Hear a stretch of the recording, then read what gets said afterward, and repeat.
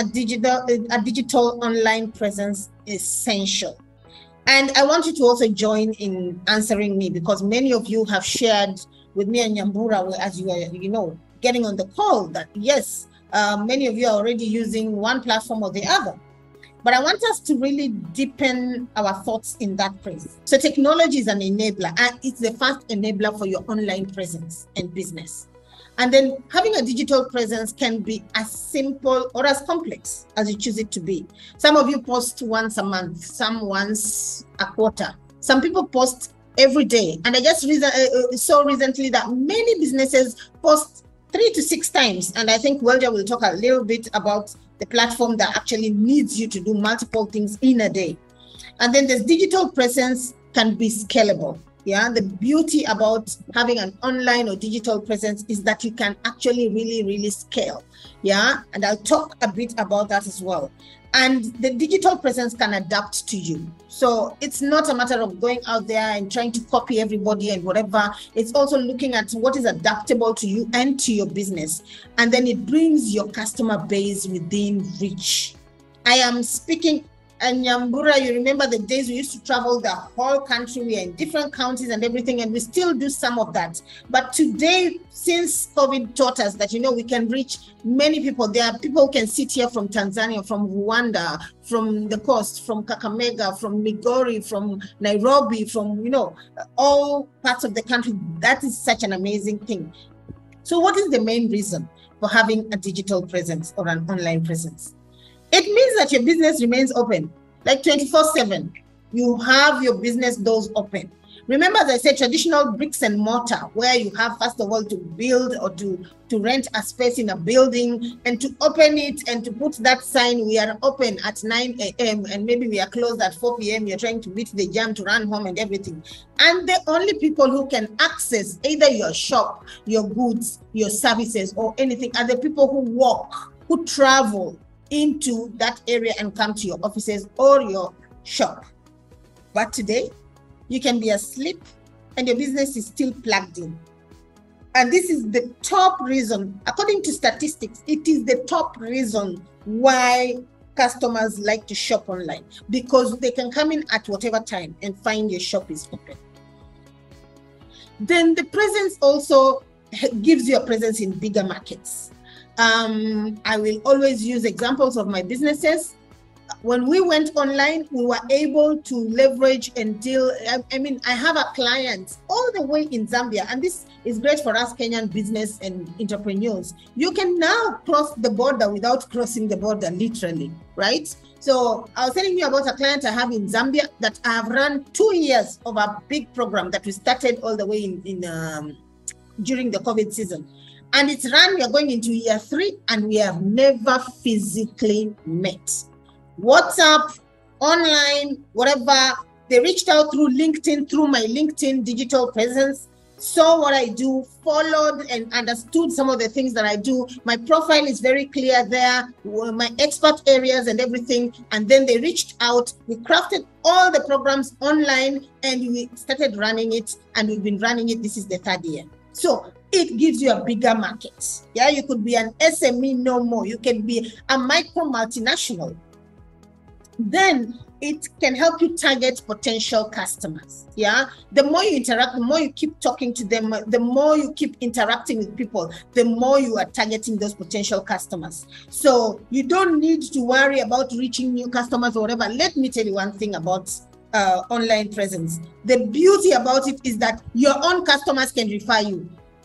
I've been telling my people, even in our business, it has been a long time since we ever thought about hiring a business development manager. Actually, we have a business manager. Why? Because they need to manage how much business is coming in, not us going out there to look for people so much, because you actually can target potential customers through your own customers' referrals.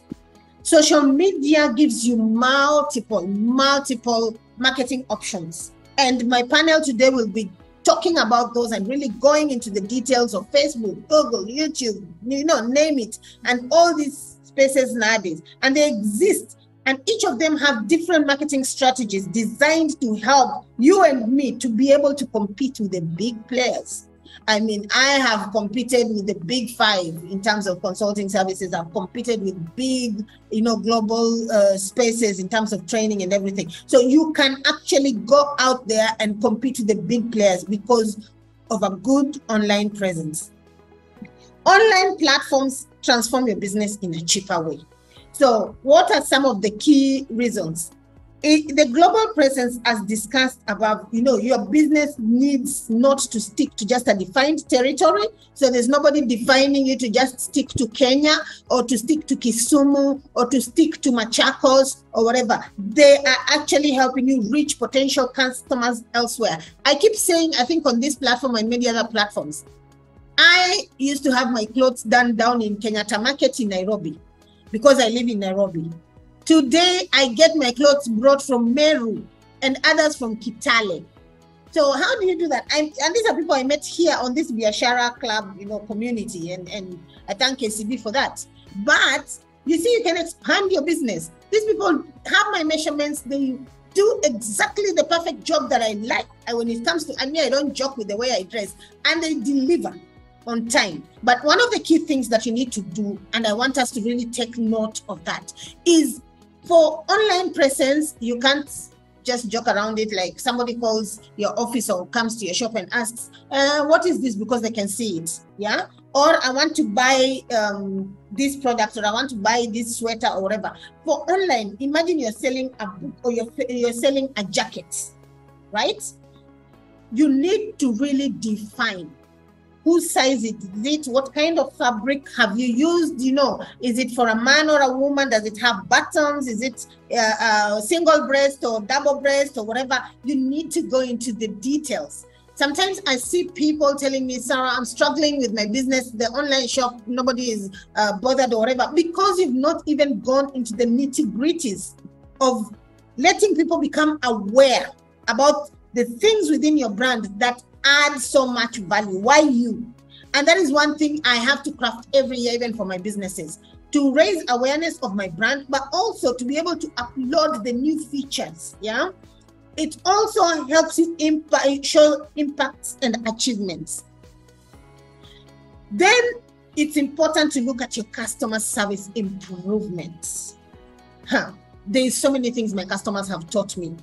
The more I went online, the more you get feedback, and it's really, really good, because when you have social media and when you post something and people get back instantly, they tell you, oh, this is powerful, can I share? Or this is really nice. Or I have a different view to it, or a different experience on this thing, or this and that. And then you're able to respond to it, or really actually look at the thing. You didn't realize that somebody has a bad experience on this, or if it's a product, maybe somebody had an allergen, you get instant feedback. I got an allergy from this product because of A, B, C, D. So having those reviews coming in very quickly helps you also to have your customer experience improved on the spot. At the end of the day, I can sit with my team and say, hey, have you seen some of the feedback on this service or this product? What can we do to actually improve it very quickly? Or if it's something that people are saying is dangerous or whatever, you can discontinue for some time or discontinue it based on the feedback that you're getting. It can also showcase your business email. It's important no matter what platforms you have or you are on. If people want to interact with you, at least have a business email. And this is very easy to set up, and also, again, not very expensive. I think Safaricom has products. I think the one.com and many other places where you can get this done now. It's also now easier. Did you know it's easier to create websites? There's actually website development apps or tools online. It's no longer so expensive. Website builders can send you to go to a templated website, just a 3-pager. That also links into all your social media engines and helps people to be able to reach you. And also it helps you in terms of really, really being able to support essential functions that you want, or to have some add-ons. So do not be afraid about that. But the best thing that I love about it is the fact that you can run your own ads. Now, I've been talking about an online digital presence. And so people are wondering, is she talking about social media or whatever? No, that was overall online presence.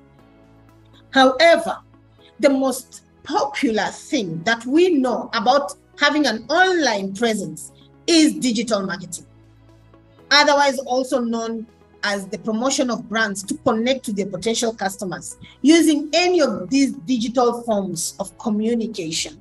And I'll talk about digital forms because Welja, our Gen Z panelist, and Beldina, you know, we really went into a lot of research on this. And one of the things we realized is people don't know what is social media, what is a communication platform, what is, you know, different things. And so it's important for us to understand all this multimedia and all these marketing channels. All of them are looking at marketing.